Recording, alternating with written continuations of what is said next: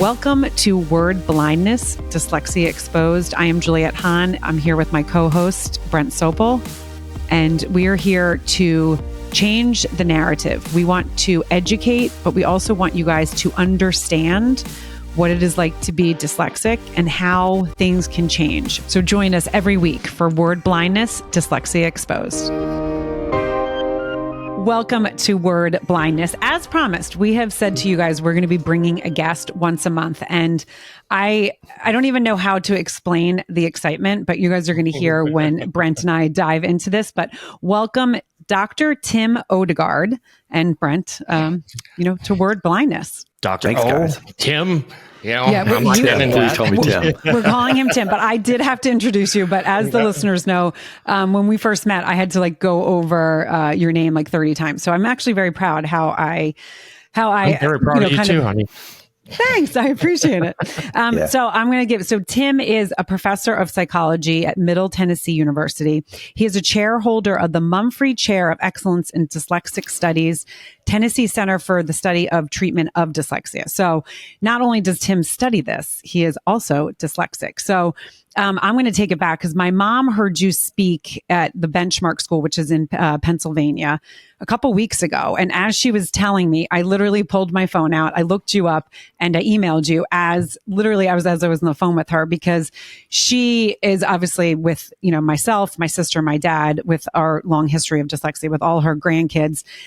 She's always been fascinated and always kind of still educates herself. So she goes to the conventions. She's a retired kindergarten teacher. And she literally said, I want you to hear, Tim speak. I was really impressed. She's like, I actually went to his keynote, but then also went to his two other discussions because I really am on the same page. And I feel like what you and Brent are doing with Word Blindness and Brent with the Brent Sopel Foundation, I think you guys are going to be really interested in his story. So then you got back to us literally within an hour. I think it popped up that you were out, traveling, and I was like, all right, well, let's see. And then within an hour, we were on this amazing conversation. And so there's so many questions, and I know Brent has so many questions as well, but we really just appreciate you taking the time. You're the curiosity one. You're the questioner. And this is what he likes to play, that I like to ask the questions, but we know his curiosity. He uses a different word. He uses a different word in semantics, as I like to say, and then he laughs. Interrogation? Antics now. What is this? Shakedown? Monday morning shakedown? Exactly. So, as we do with all of this, I know when we jumped on to because there were so many avenues, so many ways that we could really talk about all of our, dyslexia. But the thing that really fascinated me is that you went all through school and became a doctor and then continued to study dyslexia. So can you start kind of there a little bit of what gave you that drive to be like, school's hard, but I'm going to kind of break out of this and continue in school? Okay. So I think candidly, I would say it was a chip on my shoulder, which I think a lot of people who are told aren't going to amount to anything in life or don't have any potential, which is basically what I was told in school, very bluntly, can be a force of motivation. And so then the question is, what assets and tool sets do you have? And I have a really good memory, and I'm really good at learning facts, and I'm really good at understanding. Can you memorize? With limited information? Yeah, I can memorize. I can really get to the gist of things pretty easily, pretty quickly. I can see the forest for the trees, but I can also delve into the trees as well. Mm-hmm. So being able to go from a granular up to a macro level is something that I had. So I can say that with all those words now as a fully formed adult, but I seemed really good at solving problems and puzzles that other people didn't seem to see in me. And I just wanted to prove to these people that I actually could do what they said I couldn't. I've subsequently worked through all the chips on my shoulders, and I'm a much healthier person as a result of that. So I can't say my rage and angst towards life fuel me anymore in the same way that they used to. But it's a great motivator. So I'd say that that's part of what I did. Was I just looked to see what I had and what would be available to me because of my background. didn't have access to any kind of athletic. How old were you when you got diagnosed? It's a great question. So I was identified in first grade as not being a good reader. I was tested in third grade and denied any services through special education because of an IQ discrepancy. So I was thought to be too stupid to have dyslexia, as was just featured in that Scientific American piece that came out about a week and a half ago, 2 weeks ago, around this topic. And so I wasn't actually ever labeled with dyslexia, which is odd because now everybody wants to claim me as the poster child for the twice exceptional version of it, which means you're good looking too, so you got that. Yeah, but I didn't get that label. So I would say they flagged me in first grade as not being a very strong reader, and then in third grade they tested me for services through special education, was denied that label. I was what would be called back then the garden variety struggling reader. Right. And I think that's how I was. And it was like, okay, well, you have some strengths and your weaknesses, but we're not going to really help. So, right, this is as best as you can do. And I, like you, I had guidance counselors, like, you're never going to go to college, just stop. And I kind of was like, well, now I'm just going to go because now you pissed me off. See, you just used a term there that I think is really important just to sit with for a second. This is as good as it gets. This is as best as you could do. There's no more potential. What people don't have an awareness of when they talk about it conceptually, about the models that we use for identifying learning disabilities, at least in North America, is that it's an exceptional model, which I like to say is it's your birthright. They think that it's something that's determined. They think that they should find that neurobiological cause. They think that there should be some exceptionalism that's marked by that. So when we use an IQ discrepancy or some type of an IQ basis to make that determination, we are in essence thinking that we can do what we've never been able to do as a species, which is to have some kind of an aptitude test that tells us someone's ultimate fate. Think of the movie Gattaca with another famous dyslexic, Ethan Hawke. The idea behind that entire movie was genetic predisposition. His brother, Jude Law, in the movie was supposed to be the one that had the genes that set him up to be the uber class because of some potential. We are using a similar model that we use for eugenics that Plato wrote into the Republic, that Hitler used to fuel racism and everything for the Holocaust, to say that some people are born with a potential that others aren't, and that we have a test that can determine that. So the idea that you said so clearly is that I was told this is as good as it gets for me, that I wasn't worth any more investment. And people don't realize that that model comes with that very real, blunt reality for people. Yeah. And we talked about this yesterday, the brain, trying to dissect, what do we know, like 5, 6, 7%, of the brain. And we're trying to, create and break things down off of something in single digits, which to me is absurd. We got to continue to study to learn about it. Absolutely. But, every dyslexic's different, because the things you guys are talking about, not me. I don't remember, obviously, I didn't get diagnosed until I was 32. So I was dumb, stupid, lazy, going through Canada. I don't remember the IQ. I just remember struggling. I remember throwing the desk in grade 3. So that anger and that rage and that embarrassment, I had all that. So everybody's different. Every little piece of it's different, so trying to take a disposition. Ooh, that's a big word. So early on in the development, like our brains don't develop till what? Like guys are 24 and women are like 40, something like that. No, Fred, you got it wrong there. It's the neuroscientist I can correct you. Females' brains do develop, especially language, a lot sooner. Well, I have to say that just to get the unicorn. Just to fact check really quick in real time. To see if I'm listening, right? To see if I'm focused. Well, but the thing is that also is I always thought was really interesting because my oldest had a similar thing early on. And what I was always laugh at, I'd be like, well, I'm also ADHD. So putting me in front of this test to then have me take this it doesn't make any sense. And so then I would always see the holes. And I was the type of person that would question, where there's others that don't, right? They just take it and are like, okay, I lucky enough was also to have a parent. I mean, my mom will say, there was a period of time that, right, we just thought, okay, this is it. She's really good at sports. She's really good at other things, but maybe this is the best we can get. She goes, but then, you obviously not. I mean, when in college, when I then started getting on the honor roll, but I didn't until college, but it was because I was studying things that I enjoyed and I learned and I understood how I learned. And that's what's so important. We've been having this argument from we started this, that I'm Mr. Negative and her, innate confidence, so I want to ask you, to me, again, not finding out till later in life, never heard the word till I was 32. There was no understanding around it at all. Obviously her mom was a teacher, great lady that put up with her whole life. But I had the understanding and built her up. Right. So, she talks about the innate confidence, so my question to you is that innate confidence, can you be born with it? Yes, I think you can. But is it, was there more understanding under her roof than my roof, which has allowed her to, I don't know, excel is the right way of saying it, because she understand what dyslexia was and understand what her strengths and weaknesses. And I didn't until I'm still trying to figure that out. So, I think that's a really good question there, Brent. So, I think like your curiosity is where it's leading you to.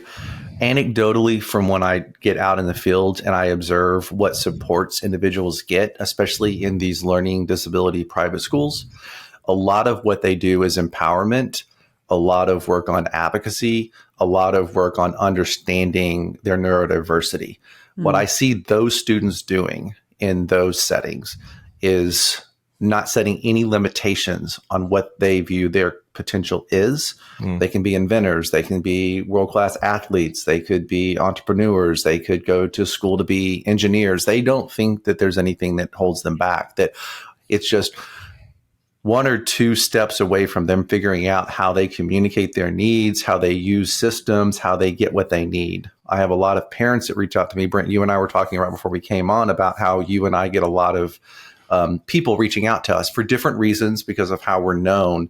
And I got an uptick recently with the publication of that Scientific Americans piece. And I normally get about 20 emails that I have to personally address each month. It's been about 60 since the publication of that Scientific American piece. A large swatch of those are wanting to know how they can empower their children, give their children agency, and how they can build them up so that they can move past that. I think there's a little bit more to this, Brent. I want to pause because there is more, I think, to this piece that gets into kind of mental health as well as psychological science and kind of where we come from. I want to pause before I get off there and to see if there's any reflections either you or Juliet have. You and I speak kind of the same language. You're a doctor, so you use bigger words. I'm going to break them down into kindergarten words. I always refer to dyslexia as no self-esteem. That's my number one focus is that self-esteem. And, I still, struggle with it because I can't do the simple thing. And the cute little blonde's not going to like me, but why can't I do this? And what's wrong with me? Why am I dumb? Why can't I and that's that mental health piece that you talk about it. And, I think, Juliet, obviously she had some struggles, but she was, I didn't get diagnosed. So they literally thought I was, was that IQ dumb side of it. She had the support, but she had the advocacy. She had the opposite side and building it up. And I kind of had the opposite. And, still I struggle with mental health big time, and that's kind of why mental health, I'm obviously sober almost 7 years. Was almost dead before I was 40.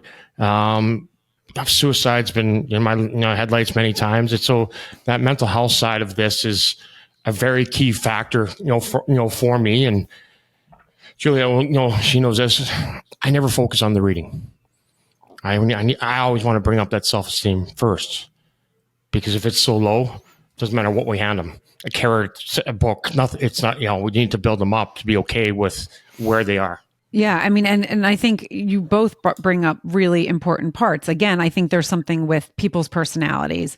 And again, we talked about this before, like a parental match for kids. right? That's an interesting thing to think. And that's why you're getting, so many parents reaching out. It's like, how can I be a better parent for this child? Because, when we're going through this and Brent knows this, but even when my son was getting diagnosed and I felt like I was an island on my own, even though I had support, I had my mom, I had my family. But I felt like no one understood because I just wanted to save this kid. I just wanted to make sure that this kid wasn't broken. And I knew that, there was times I had a teacher call me retarded in front of the whole class. I had constantly kicked, but it was again, where then I went out on the sports field or I went home and I had that positive reinforcement. So it was like, okay. But again, even in older life, there's times, I was just talking to my sister who's dyslexic, there's times where we're all together and everyone's talking about, something up here. And I'm like, I'm just going to skirt around over here and, kind of duck that. And even though I am confident, I will go back to that kid, right? I'll go back to that kid that was the class clown, the one that always joked. Even in my family, we were talking about Thanksgiving and it's like, I talk about things now and you guys are like, oh, wow, wait, that's really, and I'm like, why is that a wow? But it was because I always was the funny one, right? That's what I did. And so I think as parents reaching out to you, it's like, how can we protect this person that we love so much and don't want to go through? And especially, if a parent is not dyslexic or doesn't understand it, it's even bigger. But the thing about the article, and I don't know if we shared this with you on the call, but you sent me the article right before you sent me the email. Brent sends me an article and he's like, hey, this just came up. Not knowing that you were the person in the article. And then someone from yoga sent it to me. And then my dad sent it to me. And everyone's like, oh, you should look at this. And I was like, okay, I hear you, God. We are talking to Tim, right? Like it was so freaking cool. And then I had started to read it. It's a really long article. Let's be frank. It's very interesting, but it's very long. And I started to read it and then, got distracted and surprise, surprise, and then didn't. And then someone else sent it to me and then someone else sent it to me. And I said to Brent, okay, I am going upstairs. I'm going to go on my computer, not my phone. And I'm going to focus on this article because not only has it been sent to me so many times, but there's obviously stuff in it. And you do talk about a little bit about also your story in there. And we talk about all the time how stories connect us. And it's a really beautiful thing when you can hear someone else say, yes, this is what I went through. And this is where I am now, because it gives people a little hope. I mean, and that's why Brent's story, it always, as much as it always like pierces me, because it's always like, oh, I wish I wish there was people there to protect him. And so many people that, that are on that side that are not being protected or just being kicked and kicked and kicked. And it's like, but that story, when he tells it, people are like, okay, wow. And then seeing where he's been, what he's gone through and where he is now. And that's what, again, why we started Word Blindness, because it is about the stories. It's about giving people hope that, yeah, you're going to go through hard times and most likely, there's going to be some really down times. But if you can acknowledge and be like, okay, this is what I'm going through and talk about it. And that's the mental health piece. So, I really appreciate you both really being open and candid because it's not easy. Yeah, I mean, it's pretty clear that mental health is an issue. We're actually considering the definition of dyslexia right now through Annals of Dyslexia, my research journal. There'll be a special issue out next October where I've asked different consensus groups to come together to write on it. One of the pieces that's emerging is a conversation now about having the mental health challenges be a secondary consequence that's named. So why might that be beneficial? So in the United States, at least, the International Dyslexia Association's, what we call the consensus definition, has been adopted into state law. I believe that it's helped to guide some of the work that's happened up in Canada as well, especially in Ontario in particular. That's not Canada. So if you start to name things that get, what's that? That's not Canada. Yeah. Okay, sorry. I made that mistake before, but continue. Fair enough. But to your point, and that's why the mental health side of it for me is the most important thing. And when we started Word Blindness, I was always taking that approach. And, Julie, it took her a little while to understand, obviously my mental health is suffered, obviously being a professional athlete and what I've had to deal with and, divorce and, typical athlete getting divorced, taking all my money, all this whole story. But it's that mental health for me is why I always focus on that. And I know when I was down and out, didn't matter what, I couldn't do anything, so I put myself in that chair. I put myself there. And that's why I focus on trying to get in that up before we talk about, reading or writing or doing anything. Yeah, I think that's important. And I think one of the things that the parents out there or the individuals out there that are kind of living this right now, there's two things that I think I've seen clinically that obviously from a research standpoint, we know that there's a high incidence and a much greater incidence of internalizing depression and anxiety in particular in individuals with dyslexia. That's why we're considering it as a secondary consequence. Second thing is there's been a big push here in the States with some federally funded projects to see if adding some type of a mental health incorporated into reading intervention might benefit. Very limited evidence that incorporating it that way. What I've seen clinically over the years from having practiced and given intervention and helped support interventions for an individual for dyslexia for about 2 decades has been when you provide them in a scaffolded supported network of support that allows them to thrive, you'll see them, many of them come alive. You see them engage. You see their self-esteem come up. One of the tricky bits about all this stuff is like, Juliet, you've shared candidly that you have ADHD and dyslexia. The reason for that neurobiologically is probably shared neurogenerators in the dorsolateral prefrontal cortex. So that's probably the underlying factor. We can come with shared genetic vulnerabilities, if you will. And so some people are probably going to be born with a genetic vulnerability based on their family history to have mental health challenges, right? And so case in point, right here in my center, I've got 2 little girls. They're very bright. They both are in the same intervention group. They're both responding very well to the intervention they've been receiving for over a year now. One still writes, "I'm stupid" on her paper. More than likely, she was born with a diathesis, what we call a predisposition to struggle with mental health.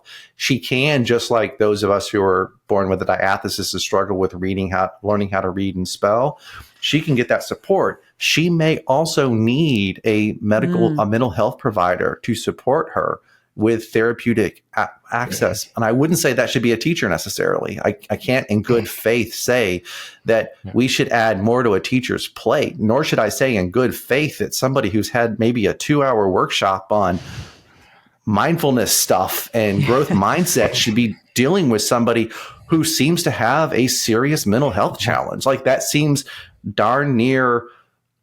Anyway, it just doesn't seem like a good idea to me. I mean, clinical psychologists in particular do lots of hours of clinical time to get to where they can, psychiatrists as well.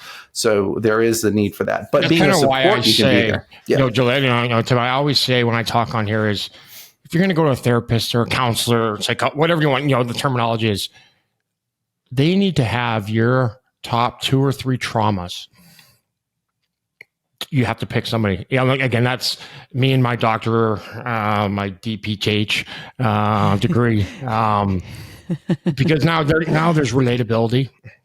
You see how many people, they didn't understand me. They just it sucked. I call that gaslighting because they're counseling out of a book, not out of empathy, not out of being there. I guess obviously the question back to you, does that make sense?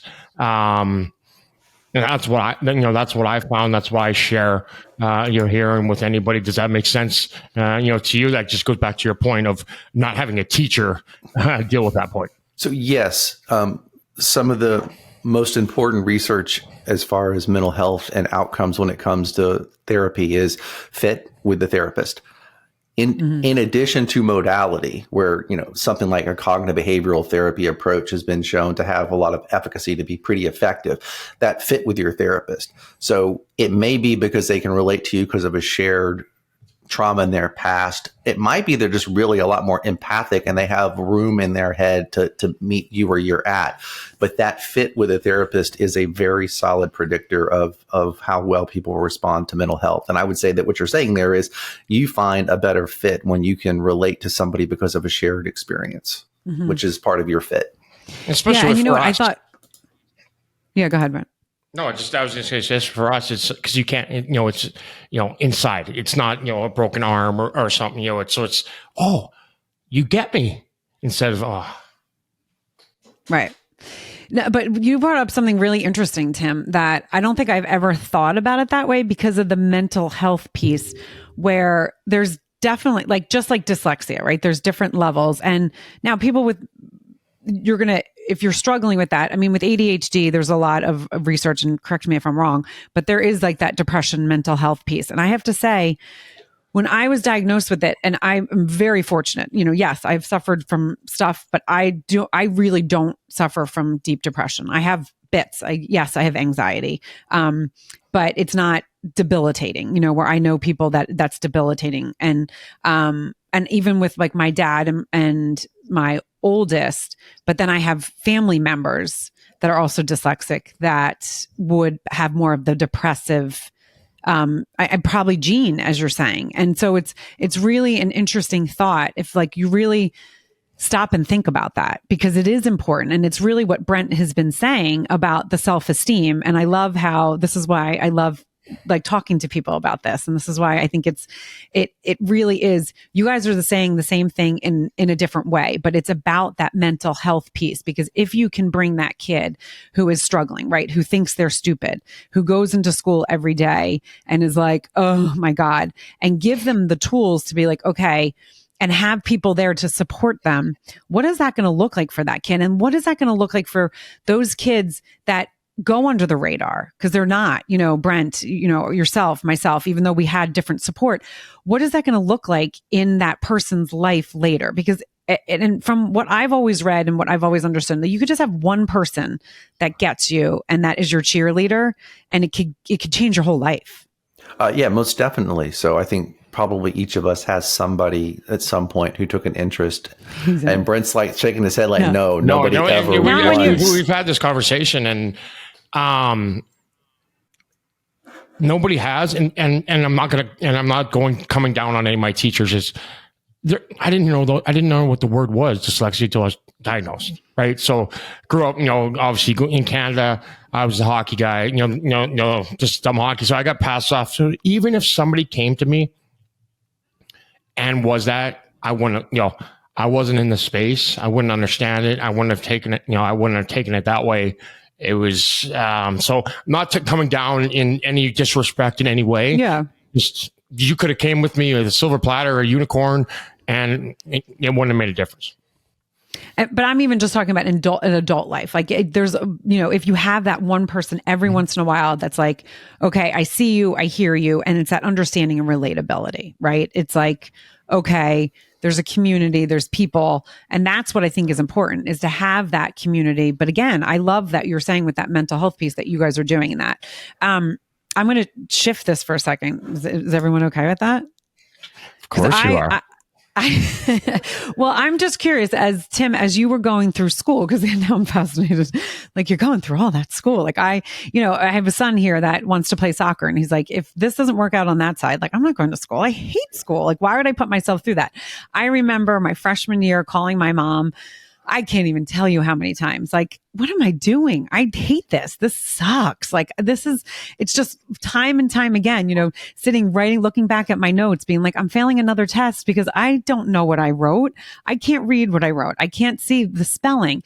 And then when things clicked, it was really cool. But I did be like, okay, I'm going to pick myself up, and I'm going to do it again. And again, that's a personality thing, right? That's a personality thing. It's like, okay, I'm just going to continue and kind of forge through. Now, I think a lot of dyslexics, a lot of people that struggle, and I don't even know what the percentage, would be really cool to think about, kind of get themselves, up and dust themselves off. Where someone that doesn't struggle, when they have that big thing happen, it's like their life is over, where we're just like, oh, all right. As you were going through school, can you take us through some of the times, like after it was like, okay, you got through elementary school, high school, when was the time that you were like, I'm going to keep going and I'm going to continue and I want to be a doctor? Did you always kind of know that? Or was it just like it was like a building block? If you can take us through that a little bit, I'm very fascinated. That's a great question. So I always knew I was going to go to college, or I wanted to go to college. So that was always there. Did I know that I wanted to keep going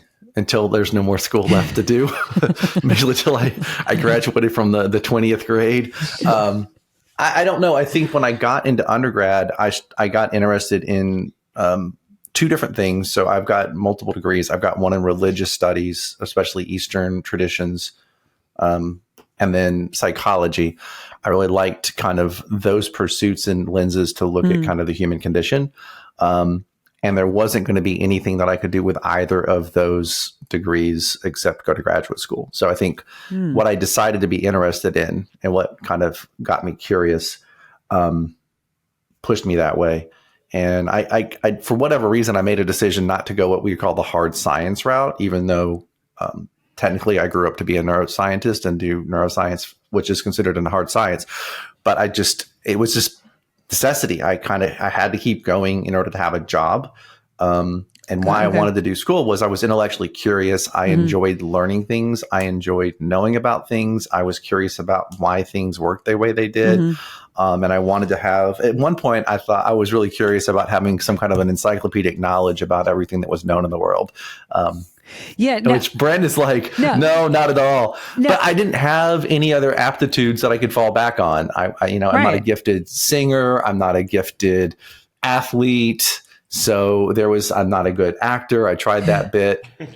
I am a halfway decent musician, and I had a music scholarship. So that was part of how I paid the bills to get through undergraduate. But I knew that I didn't want to be I wasn't going to be a performer on what I was doing, and I didn't want to be a band director. So, there was just, your interest kind of will pick your path. Yeah. But for me, I always wanted to know more, and I was really curious, and it was psychology and religion were my two things of curiosity. And I have to say, so Brent, even though he laughs and shakes his head, and the reason why he's laughing is because this is like stuff that we talk about all the time, right? And it's a curiosity thing. He talks about psychology, like he is very curious about it, but school just killed him because of his path, right? I mean, it killed him, where that kind of stuff always fascinated me too. I always wanted to know how things worked. I always, I'll have friends that are like, I think you have your doctorate. I'm like, I know, but it's the intuition. And we talk about this on word blindness. We talk about it with others. And so I would also love to kind of hear your thoughts on this.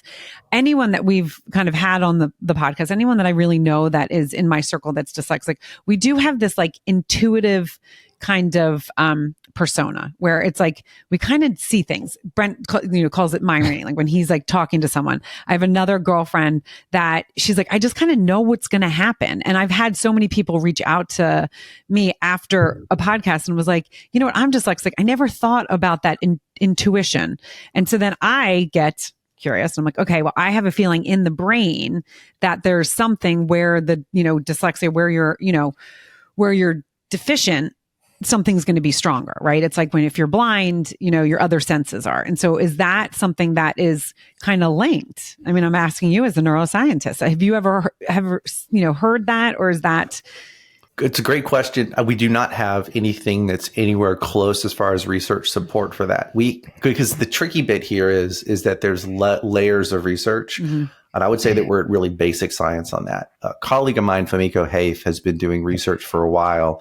And she has shown that part of that shared vulnerability with ADHD and the frontal lobes also comes with a lot of emotional reactivity, which can also feed empathy in the sense of if you're reacting to things around you, then there would be that tendency to do that. The tricky bit that I always get into is that there's a gene-brain environment interaction. And so it's difficult to disentangle what is kind of genetically predisposed versus what you've adapted to. So for me, I had to be hyper vigilant. I had to be aware of where people were. So that resulted in me having to be really outward focused to kind of protect and to know what's happening around the situation. Who's friend, who's foe, who's going to shame, who's not going to shame, who can I open up to? Not hardly anybody really, right? Kind of thing. So it's difficult to say if it's just because of how our lives evolved, if we had to develop compensation strategies to deal with things. But the basic science is starting to emerge that suggests that there's a lot more emotional reactivity in those of us with dyslexia, those with ADHD. In the sciences, we used to have a distinction between hot cognition, the emotionally balanced cognition, and cold cognition, kind of like calculations.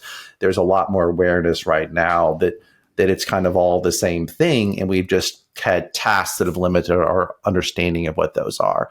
But I would say that we're a lot more in tuned with the ability to have the raw ingredients it would take to be very empathic. Yeah. And I mean, it's that EQ, and we talk about, and as you said, and this is what we talked with Brent, with Stephen Key about, because this is Stephen, who's an inventor, and really interesting. He didn't learn, that he was dyslexic until later, but kind of like you, he was like, I needed to support my family. He was thrown in, and this is what we talk about with Brent, is that he wasn't thrown into the real world until he was 40. So he was living, and I don't want to say, because Brent, I like this fantasy world, and it's not really a fantasy world, but it's a world it's not real life. And so it was like, all of a sudden, then he has to go into the real world with with dyslexia and dysgraphia and ADHD and all these things. And it's like, bam. So like, how can we protect that individual that we know they're going to go into the real world and they've come from this fantasy world to then have to kind of get these skills that we've learned now since our early 20s. And again, we've talked about this, and I'm not a feminist by any ways, but like being a female, right? What do we always say? There's, the man's the provider. Again, any women that are listening to this, I'm not saying just pause your bodies. I'm not saying that that's what it is.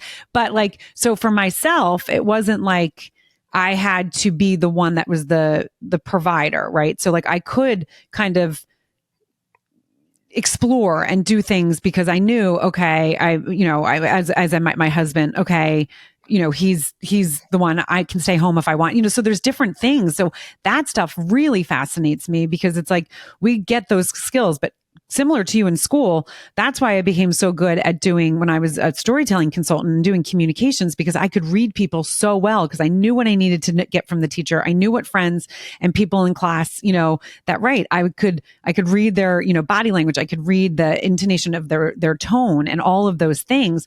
And that's where, Brent was on the, it was just so different. His world was so different to then get thrown into it and be like, okay, now you have to figure this out with no support. And there's really not a question in there. No, but it's just a reality. It's been fun getting kicked in the ass every day. And, again, you take a look, I was told where to be, when to be for 40 years. Now what, and this goes back into, into the military and, Navy. Mm-hmm. I got buddies that are dyslexic there, they talk personally. They think, 30 to 40, maybe 50% of them are dyslexic. So when they come back from, war or wherever, we're in the same spot.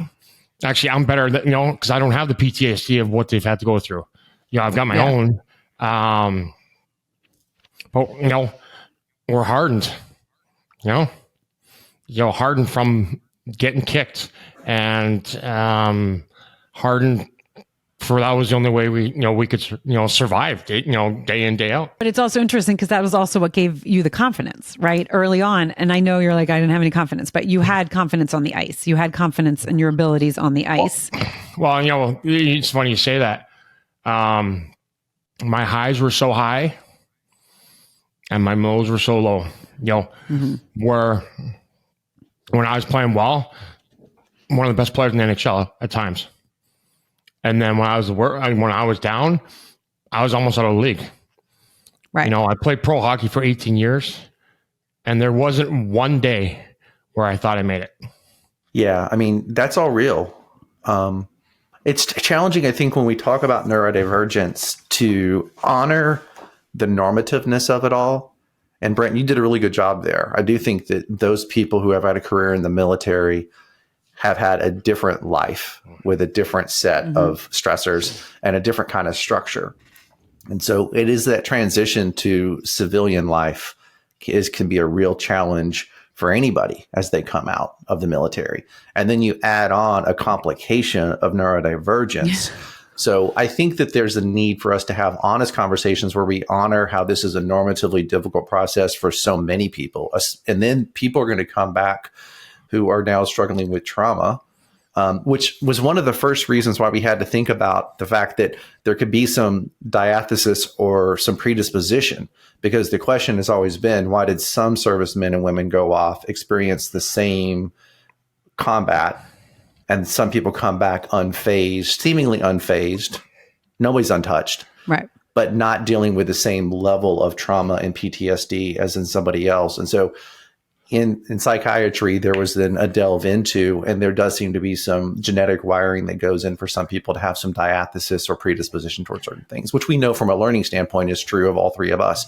We seem to have been born a little bit differently wired. Well, it's interesting you say that because I was always friends with first responders. Like I'm not friends with one hockey player.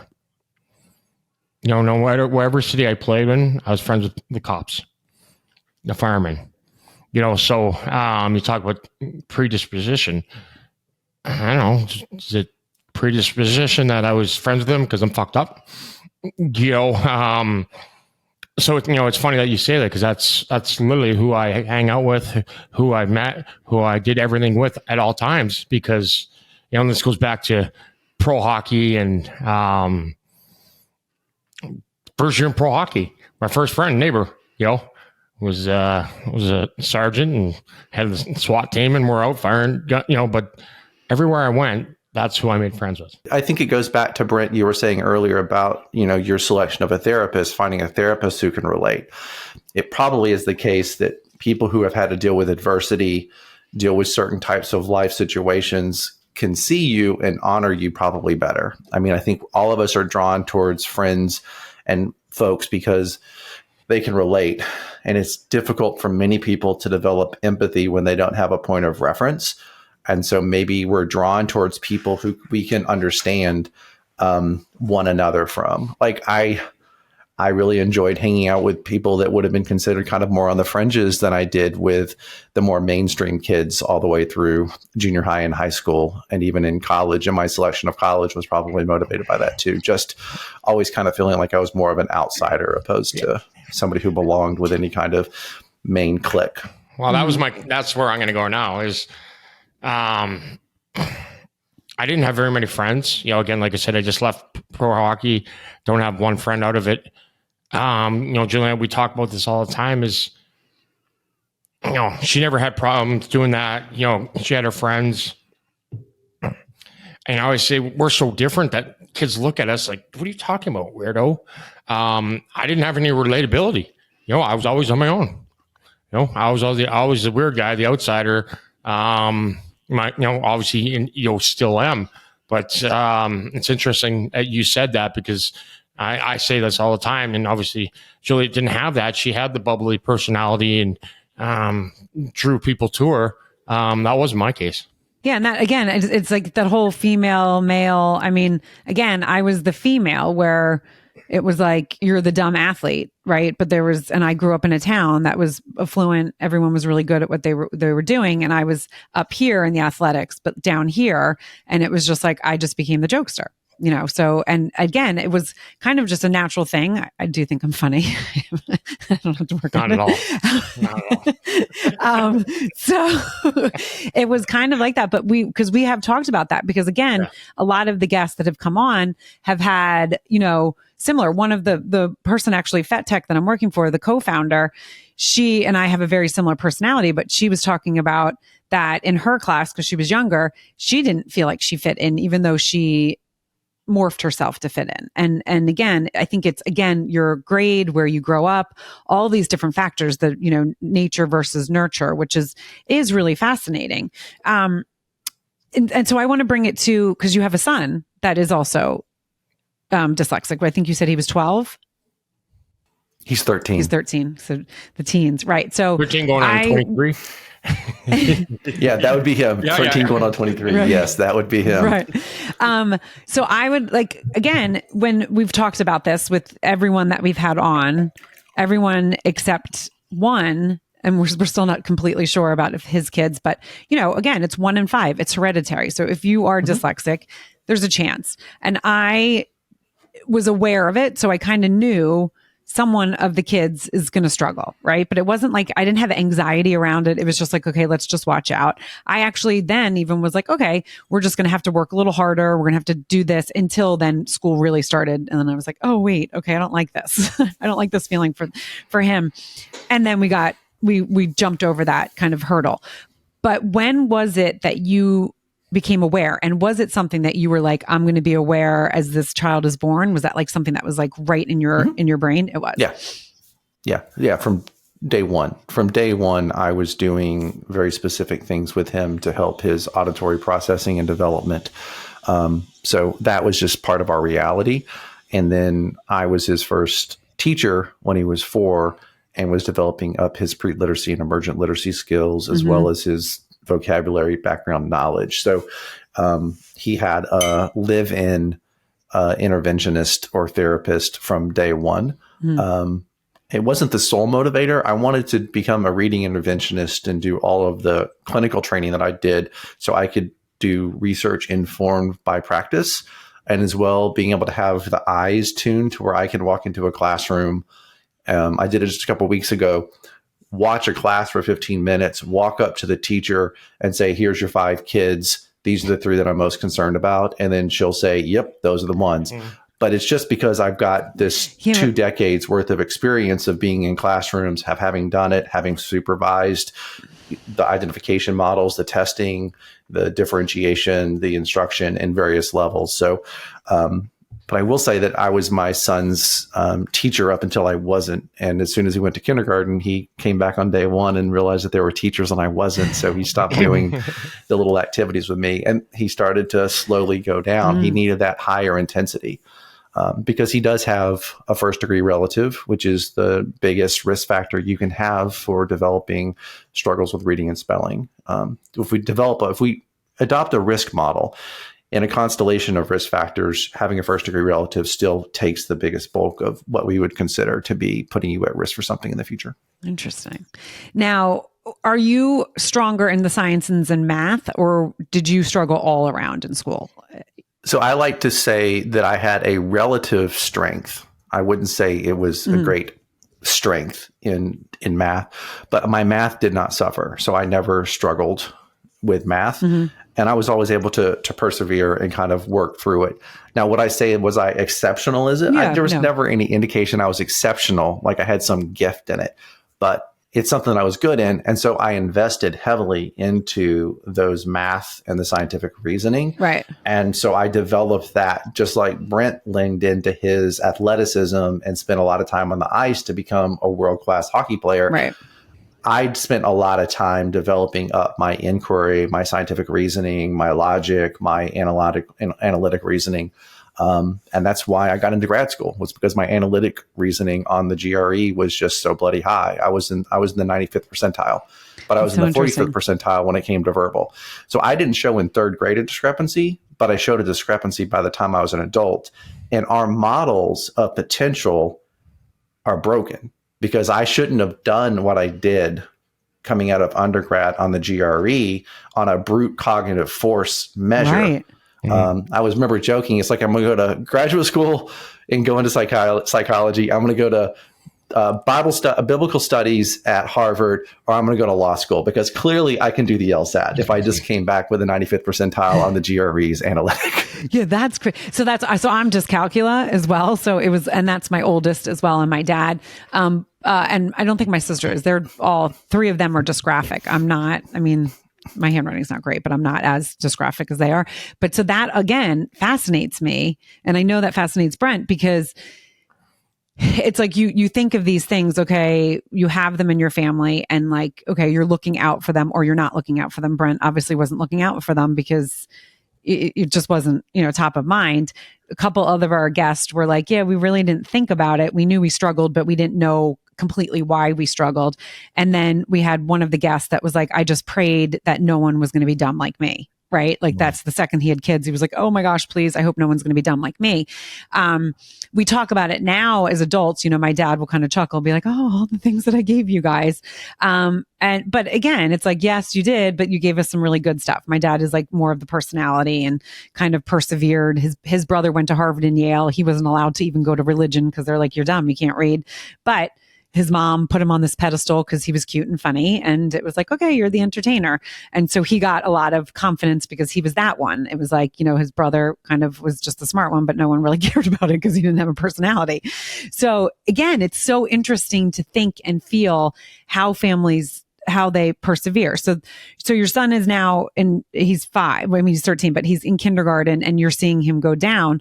Was there ever like panic? Was it ever like, I need to fight for this kid? Did you ever have those like going back to how you felt? Or did you kind of put your doctor hat on and was like, okay, this is kind of what I have to do? I think with knowledge comes security and comfort. So I knew that I can teach any kid how to read and spell is the way I look at it from what we've observed from a research standpoint, which is why I don't like a potential-based model, because it says that some kids don't have the potential to read. I don't think that that's what we've learned from 3 decades of federally funded research into reading and reading acquisition. So I think, one, every child has potential to develop literacy. And that's just a silly way of thinking about it. Just like every child's going to learn how to run and walk for the most part. It's the true exception and vast minority, less than 1%, that's going to fall where they can't do it. And we don't think about reading and literacy in that way. And our testing doesn't really let us do it that way either, because we put everybody in the normal distribution. But I knew what to do. And so it wasn't any kind of a real challenge. Mm-hmm. As soon as he started to fall and we got into the winter semester and I saw his benchmark screening, it's like, okay. And so I took back over and it's like, okay. And I simply just pulled up on his sketch pad.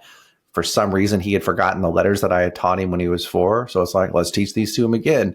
So I did a silly thing with a penguin that I drew and had the letters around. And I had one nightly, we would do this game that he would go through and work on that.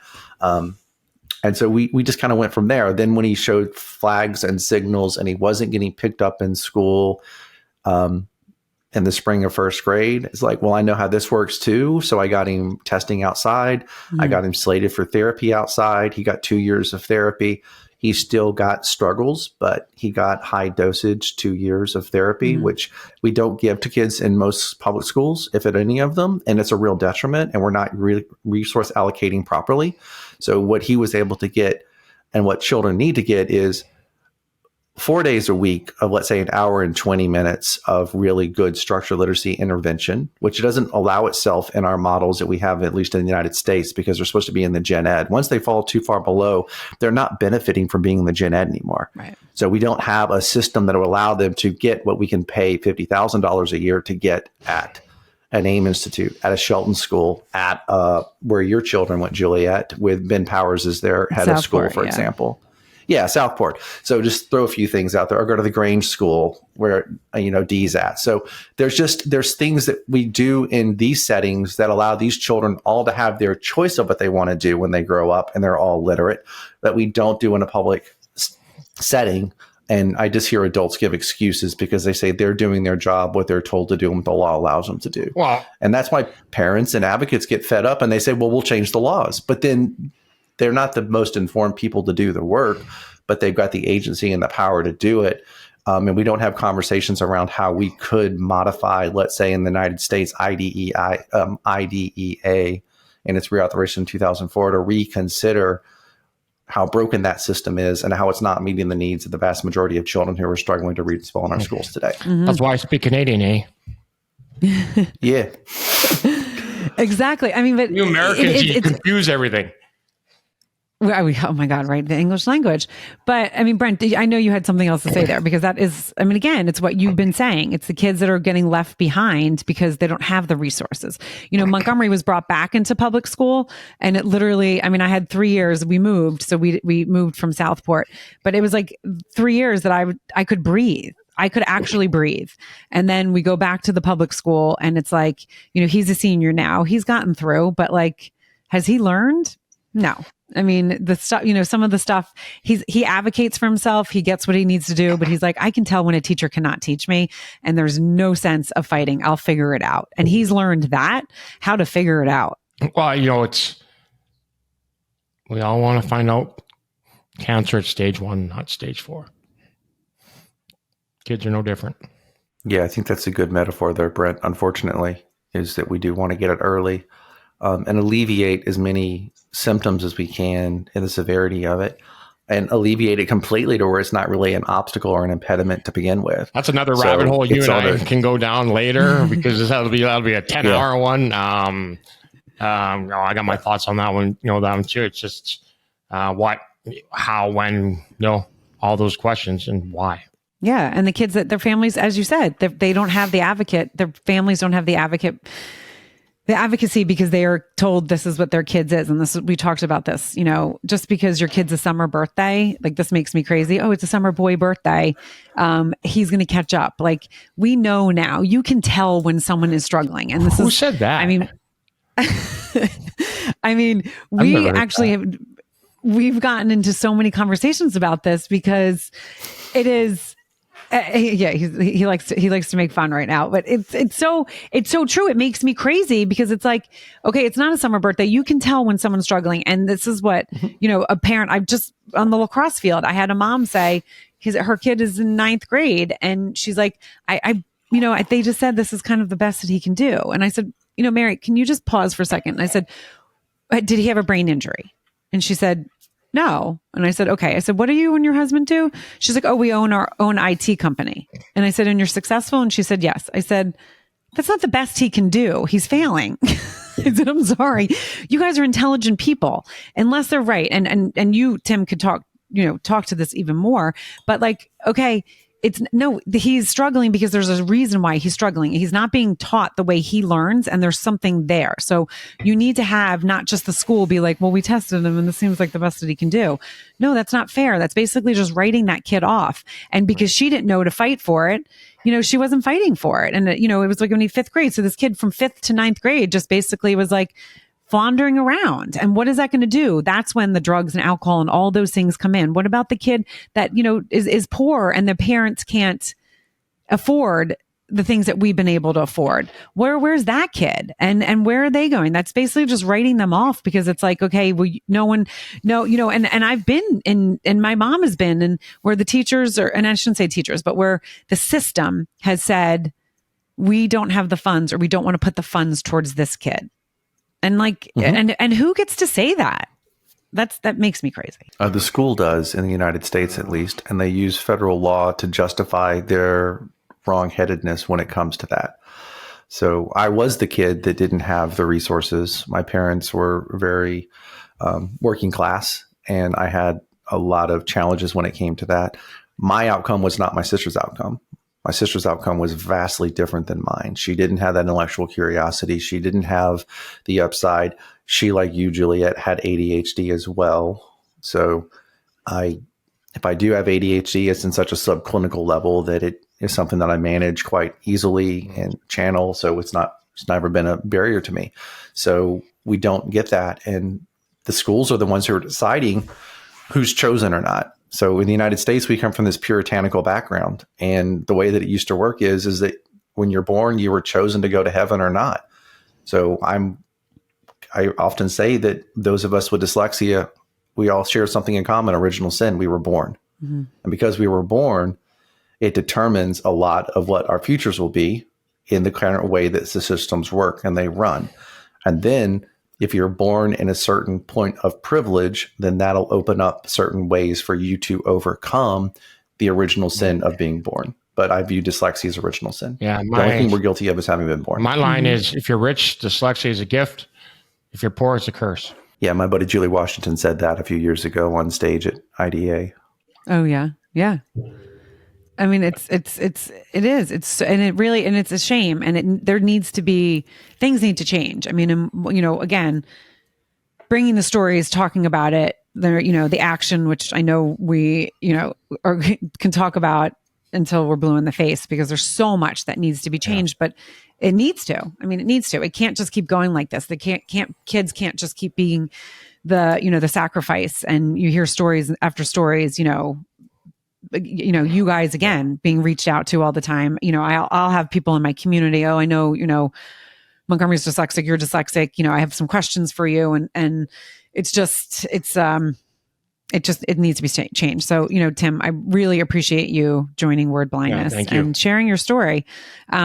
And I'm so glad that we connected. I'm so glad that my mom didn't go to the lacrosse tournament, that she went to listen to you speak, because we wouldn't have been connected. And, the work that you're doing is important. And, we really appreciate your time. Well, thanks, guys. I mean, the work that you guys are doing is phenomenal, just to raise awareness and have a place to share stories. again, I was sharing with Brent, it seems like a lot of the folks that reach out to me just want to be witnessed, just want to have somebody hear their story and acknowledge their realities. Because for me, there are about half of them who are adults tend to be successful. Lawyers, medical doctors have reached out to me since the Scientific. So obviously, given the outlet, it's going to determine kind of who's reading Scientific American. So they just want to be witnessed, to have someone acknowledge the challenges they went through, man. There's just like, yeah. Can we just pause and acknowledge that it wasn't right, fair, or just what happened to me? I didn't use it as an excuse. I have a round up here. But the common denominator is that none of us think that anybody else should have to have that gift of struggling that damn much. Yeah.